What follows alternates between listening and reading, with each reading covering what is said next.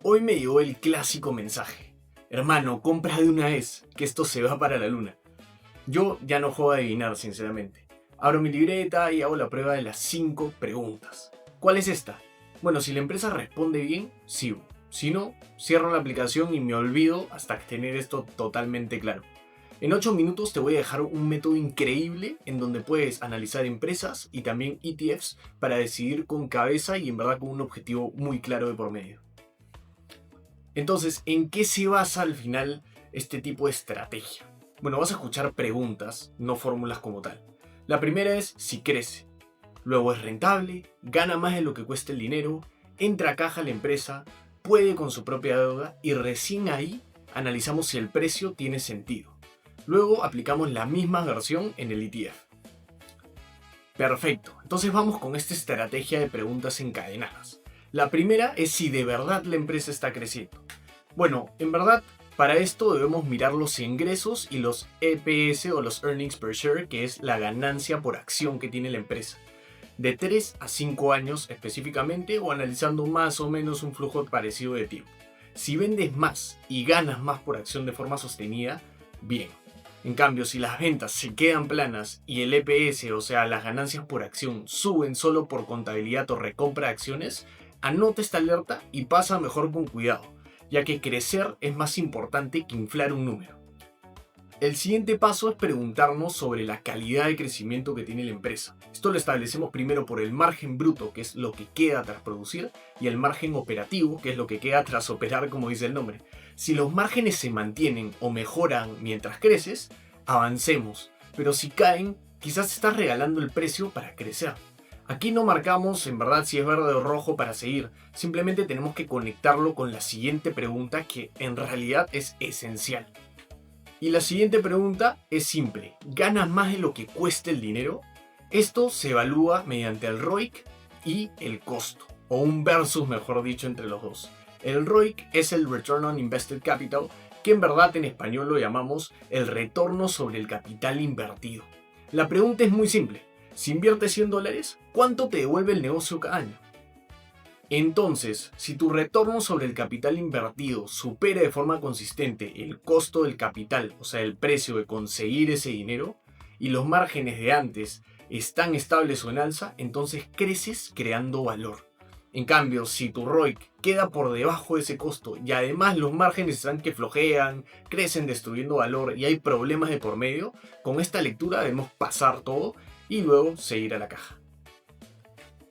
Entonces, ¿a qué me refiero cuando hablamos de la caja?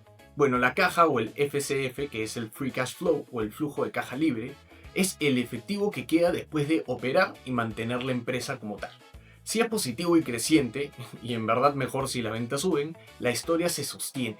En cambio, al contrario, si es negativo, o crónico en este caso, es un proyecto que no es serio o no se explica bien.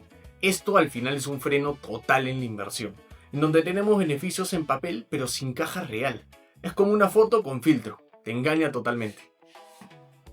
Y uno de los pasos más importantes que tenemos por consiguiente es si la empresa puede respirar y seguir operando con la deuda que mantienen en este momento. Para esto tenemos que revisar esta deuda neta que viene con el EBITDA. El EBITDA es la utilidad antes de impuestos, depreciación y amortización.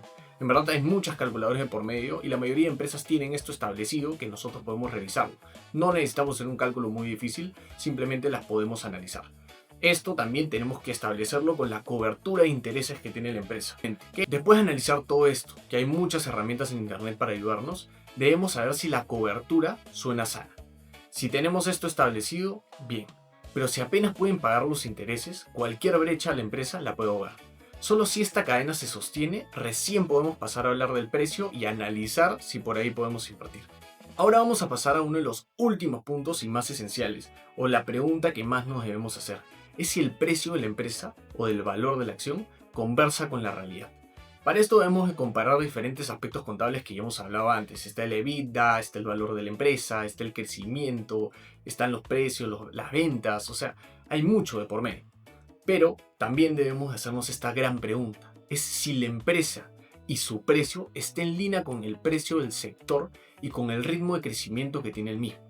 Esta pregunta nos la hacemos para saber si el negocio realmente es sólido y no exige perfección. Ahí podemos saber que tenemos un candidato espectacular para la inversión. Ahora, por el contrario, si encontramos una empresa que vuela como un cohete en el mercado, el precio realmente no está asociado tanto al sector, podemos pasar al siguiente y analizar diferentes empresas que sí lo están. Para hacer un análisis rápido, también las preguntas están asociadas a los ETFs, pero en esto tenemos que saber qué tan concentradas están las empresas, cuánto cobran por existir, qué tan bien se copia el índice y si entrar posiblemente nos ayudaría a tener un análisis a largo plazo. Estas son preguntas un poquito variadas a las que hicimos antes, pero en realidad muy asociadas si empezamos a analizar el mercado.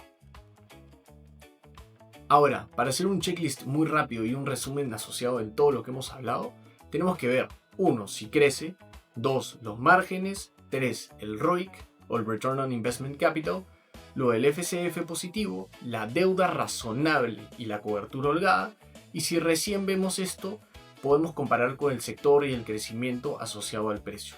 Si algún punto falla en serio, no lo forces. Tenemos que pasar a la siguiente acción y analizarla de nuevo. Ya tienes una prueba humana para decidir con calma.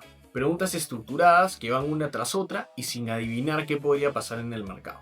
Si quieres un video en donde podríamos aplicar esto, pon un gran like, un comentario y vamos a seguir con este conocimiento, que al final todo es para ello. Nos vemos.